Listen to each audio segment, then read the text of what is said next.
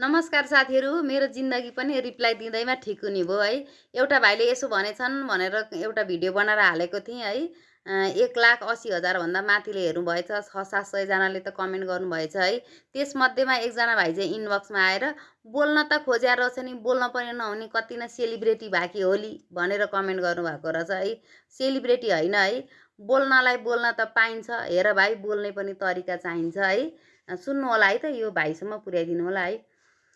हे बोल्नै हुन्न भनेर त कहिले भन्या छ र, बोल्दाखेरि उमेरको एक्का राख्ने गर, जिस्किएर बोले जस्तो लाग्यो कता कता, सेलिब्रेटी होइन बाबै भुइँ मान्छे हो म त, मेरो पनि परिवार छन् सोच्छन् होला के फलानी त यस्ती भन्लान् सतुरले देखे, आजकालका मान्छे तिमी पढ्या हौला पक्कै, सोच विचार देख्दाखेरि परे म त छक्कै, न त मेरो साथी तिमी न त मिल्छ दामल, न त मेरो कसौडीमा हाल्देका छौ चामल, कमेन्ट गर्नु भन्दा पनि धन कमाउन थाल, सभ्य बन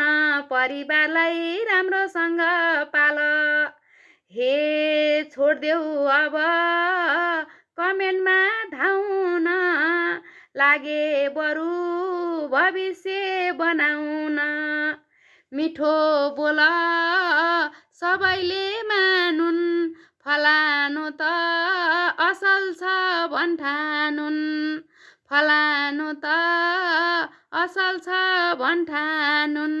मेरो बारेमा होइन के भाइ, आफ्नो बारेमा सोच।